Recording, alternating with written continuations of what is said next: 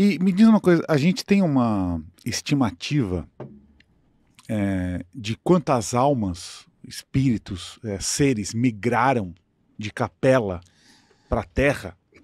Esses números, eles são distonantes, né? Tem uns que falam um número, outros que falam outro, tal. Mas se é como é aqui,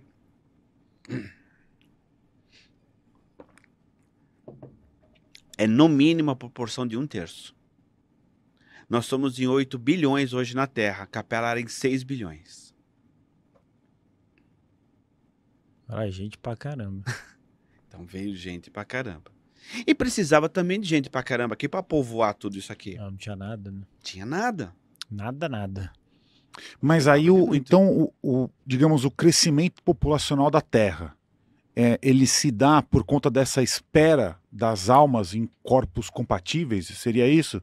Que você falou que teve uma espera de 5 mil anos aí. Mais ou menos, né? Vamos arredondar, vai para 5 mil anos. Então, digamos que teriam capelinos que estariam tendo a primeira reencarnação agora. Aqui? É. Não, isso foi há 15 mil anos atrás. Não foi uma coisa gradual, então? Que se foram 6 bilhões de capelinos, é isso? Mas isso espalhado pelo mundo e assim, em períodos, né? Uhum. Mas, assim, não foi... Hoje, não vieram todos. Hoje 1 bilhão, amanhã mais 500 milhões, não. Uhum. Né? Foram feitos... Como é que é essa matemática, digamos assim? Vamos lá. Nós estamos há 300 anos já entrando... processo de regeneração. Na verdade, na transição. Na transição, tá? Desde 1787, é isso? 1757. Uhum. É isso? É isso.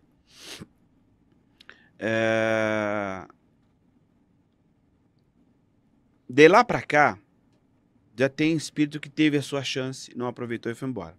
Tem espírito que tá naquela vibe de tipo, não sei ainda, tal, reencarna de novo, vamos ver, tal. O processo se acentuou muito gravemente desde 1950 para cá. Então você pode entender que gradualmente uma leva pequena já começou a ir embora, depois uma leva maior, depois uma leva maior, e a leva maior de todas, né? Foi agora com esses 15 milhões de desencarnados em 2020, né? Mas ainda é pouco e pelo que vem pela frente aqui agora. Então, está se intensificando. A coisa está aumentando. Mas já estão indo. Há muito tempo já tem gente indo embora. E a gente teria como ter, não sei se tem algum registro literário disso, né? Mas quantos capelinos sobraram lá no planeta? Que é o Atlantê, certo? Isso. Uhum. Eu acredito que deva ter sobrado por volta de uns 2/3 da humanidade. Lá.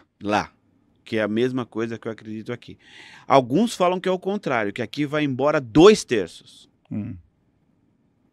É coisa para bedel.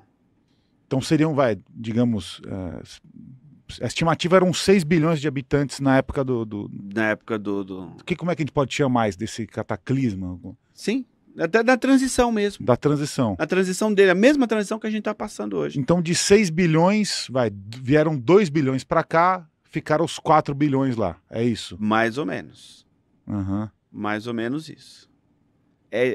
Nossa, mas é só você entender hoje, que você está caminhando, você fala assim, quantas pessoas você conhece ali? Não tenho ideia. Vamos colocar um número fictício? Você conhece 200 pessoas. Tá bom, pode ser. Ok? Ok. Se você fosse colocar na ponta do lápis mesmo, você vai falar, com quantas dessas 200 você realmente pode contar? Entendeu? Uhum. Poucas. Entende como... É que tem gente que tá naquele pé, tipo, vai, não sei se fico ou se não fico. Na neurolinguística, tem uma coisa muito bacana, muito legal, chama-se sinergia. Já ouviram falar? Uhum. A sinergia, as forças, elas não se somam, elas se multiplicam. Então, por exemplo, eu, sozinho, Marco Antônio, lavo o meu quintal em meia hora. Ok? Uhum. Eu e o guru, vamos lavar esse quintal em quanto tempo? 15 minutos. Não. Não? Aí é que tá. As energias, elas não se somam, elas se multiplicam. Sabe por quê? Olha que coisa bacana isso. Eu, Marco Antônio, sou feito de defeitos e qualidades. É. Mas eu não tenho só defeitos e só qualidades. Eu tenho uns negocinhos chamados quase qualidades e quase defeitos. Sim. Então você pode chegar para mim e fazer com que essa minha quase qualidade vire uma qualidade. Me ajuda com isso. Me dá um toque, me dá uma dica, me dá um empurrão. Te impulsiona. Me impulsiona em coisas que faltava, sabe, uma chavinha ali virar para aquilo começar a funcionar. Uhum. Então a gente junto não vai lavar em 15, vai lavar em 10. Assim é com o sistema da Terra. As pessoas se ajudando. Uhum. As pessoas se alavancando. Então eu faço você dar o seu melhor. Eu faço você ser a sua melhor versão. E você faz eu também. E aí a gente vai crescendo nessa brincadeira. Aí, aquilo que você falou, como é que eles conseguiram lá ressurgir depois de um cataclisma? Através disso. Dessa sinergia. Foi o exemplo que eu te dei do Japão e da China. Uhum. Essa sinergia faz com que as pessoas rendam mais, com que elas cresçam mais, elas possam mais. A gente usa 8% da nossa capacidade cerebral. Uhum. Tem extraterrestre que usa 88%.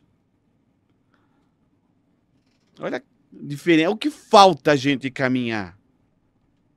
É muito pouco. A gente está dando muito pouco. A gente está fazendo muito pouco. A gente pode muito mais. Percebe quando tem um cataclisma? Quando tem um morro vem abaixo? Quando tem um terremoto? Tu percebe como as pessoas elas se cotizam e elas se ajudam e aquilo se salva a vida de pessoas que já estavam uma semana debaixo dos escombros e você ainda consegue salvar o cara. Nós temos essa capacidade. Vocês sabem do exemplo da mãe? Ela devia ter por volta de uns 50 e poucos, não chegava a 60 quilos. E a caminhonete dela, ela furou o pneu na estrada, à noite chovendo, ela desceu para trocar o pneu e depois o macaco começou a levantar. E o filhinho dela saiu da caminhonete e entrou debaixo da caminhonete. E o macaco quebrou a caminhonete, foi para cima do menino. Ela levantou a caminhonete com uma das mãos, tirou a criança, vinha passando um carro da viatura, levou ela. Né? Quando chegou lá, ela foi relatar. Isso é registro da polícia americana, não estou inventando nada. Uhum. Ela foi relatar, perguntou, o que aconteceu? Ela falou, aconteceu isso, eu fiz isso, aquilo, tal. Quando ela falou, eu levantei com uma das mãos, aí ela caiu em si. Ela não tinha se tocado que uma mulher de 60 quilos tinha levantado uma picape de, sei lá, 2, 3 toneladas com uma das mãos. A gente pode muito mais. Né? Do pai, não sei se foi aqui em São Paulo, que se jogou num lago que tinha um jacaré. O jacaré já tinha engolido metade do filho, ele foi lá, abriu o jacaré, tirou o filho de dentro. Você sabe qual é o tamanho da pressão da mordida de um jacaré? O cara abriu e tirou o filho. Que força que é essa que a gente tem? Que capacidade é essa que a gente tem? Somos capazes de coisas incríveis, maravilhosas, mas a gente está muito pouco. Uhum. Então, é isso que a espiritualidade está querendo de nós. A gente não precisa abrir a boca de um jacaré por dia e levantar. Eu vou para academia, não, vou levantar uma picape hoje. Hoje eu tô afim de... né? Mas a gente precisa dar um pouquinho mais. A gente está se tratando com muita mediocridade. Né? O ser humano está se tratando com muita mediocridade.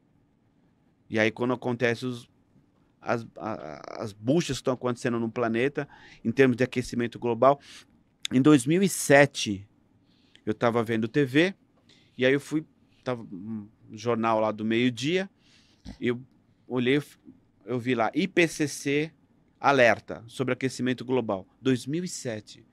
Eu parei e falei, o que é isso? Aí eu fui ver, que é o painel intergovernamental de mudanças climáticas, né?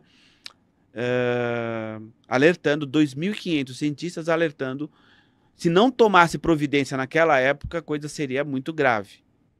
Hoje os cientistas já não falam mais, né? Só falam o tamanho da bucha. Hoje não é mais se vai acontecer, é o quanto vai acontecer. Eu comecei a estudar isso. E eu descobri uma coisa fantástica, Guru. Aquecimento global é o nome científico para apocalipse. Uhum. Sem dúvida. O que era tratado com tanta fantasia, alarde, né, igrejismo e diabo a quatro, é simples, é científico. Tem nome essa brincadeira. Tá aí agora para quem quiser, né, conversar e brincar. Vamos tratar o assunto agora com a seriedade que precisa. Bom, então só para entender aqui o contexto, né? Os capelinos estavam lá em Atlantê, causaram um cataclisma no planeta, migraram para a Terra e quando chegaram aqui fizeram mais ou menos a mesma coisa com Lemúria e com Atlântida. E aí, a partir daí, então assim, o que aconteceu aqui meio que foi um mini processo cataclístico, exatamente igual aconteceu em Capela, só que não numa proporção de guerra nuclear, no caso, porque mesmo também não tinha essa tecnologia ainda aqui, né? Mas assim, eles conseguiram levar duas grandes civilizações ao colapso, que foi Lemúria e depois Atlântida. É mais ou menos isso. É bem por aí. A gente não vira santo depois que morre. Uhum. Então, o que acaba acontecendo? Você traz consigo os seus vícios, as suas manias, os seus cacuetes, os seus medos, Uhum. né, as suas ambições e principalmente a sua revolta. Porque eles vieram para cá e não ficaram de boa aqui, né? Perderam uma coisa muito interessante que eles tinham lá. E aqui eles têm que começar do zero, garimpar, sabe, para poder sobreviver. Então eles tinham todos os rituais. Tinham uma dessas raças que a gente colocou aqui. Eles eram muito espiritualizados, não no sentido de evoluídos, mas eles tinham uma consciência. Uhum. Então esses viraram sacerdotes, sumos sacerdotes, pitonisas. E eles começaram a fazer, eles mexiam muito com magias pesadas. Isso na Lemúria e principalmente na Atlântida. Tá? E começaram a fazer a farra do boi que faziam lá. Então, Atlântida, se você parar para principalmente Atlântida, eles começaram primeiro a usurpar essa questão espiritual deles. Então, primeiro, qualquer coisa se consultava, não se dava um passo sem saber se era possível ou não, sabe? Dos bruxos, dos magos. Os magos começaram a ter muito poder. Os bruxos começaram a ter muito poder. Sabe? Aí, quando você tem muito poder, o que acaba acontecendo? Você acaba sendo um meio ditadorzinho, um déspotazinho. Então, você aproveita das pessoas, enfim. Você se corrompe, né? Você se corrompe. Uhum. Tá? E com isso, lógico que existiam aqueles que eram do bem. Né? Os sacerdotes que eram do bem. Aliás, nesse livro aqui, conta exatamente isso. Cadê? Tá aqui, ó. Na Cortina do Tempo. Conta exatamente isso. O que aconteceu com o pessoal em Atlântida. Porque existiu a Atlântida e a pequena Atlântida. Porque a Atlântida afundou e sobrou um pedaço. Sobrou um pedaço pequeno. Nesse pedaço pequeno, depois de um bom tempo, voltaram a errar de novo. E aí o pessoal que já sabia o que ia dar de BO, deu linha na pipa, foi embora. E deixou o pessoal lá vendo navios. E eles foram embora e foram se encontrar com outro povo que já estava também mais adiantado e começaram lá a civilização egípcia. Então, sim, eles tinham técnicas, eles tinham conhecimento, mas não tinham coração para poder fazer isso em benefício do povo. Você repara que hoje em dia não falta dinheiro. Dinheiro tem. O que não se tem é vontade. Tem muito dinheiro, tem muito recurso, tem muita comida. É só você ver aí o nosso agronegócio, é recorde em cima de recorde, é em cima de recorde.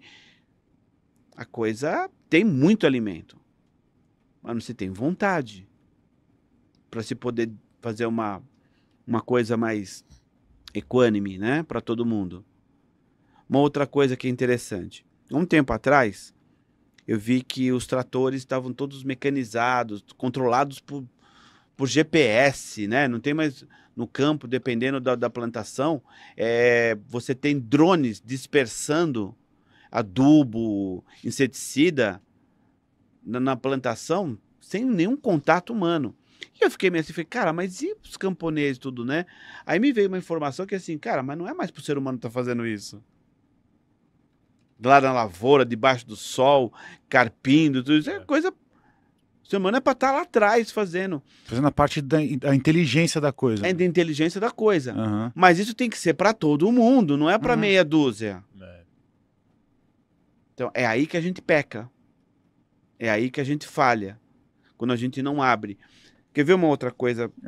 Se bem que carpir um lote de vez em quando faz bem, não é? Então, eu costumava dizer para as pessoas que a gente chega num ponto que eu falava, falo nas palestras que eu dou, eu falo assim, você sabe o que cura a depressão? Carpir um lote. Café. Café cura a depressão. Uhum. A pessoa fala, é café? Toma. Não, planta. Planta 2 alqueires de café, cara, à noite você não tem... Cara, você não pensa em nada. Você não... Sabe, você quer dormir, descansar, você tá ótimo. Então, planta 2... lógico, existem as pessoas que precisam de medicamento, não tô brincando com a doença de ninguém. Mas é uma maneira da gente dizer, mexa-se. Se movimente, né? Mexa-se, sabe? Não fique ali no ostracismo, porque dá para você fazer muita coisa legal, sabe? Dá para você crescer.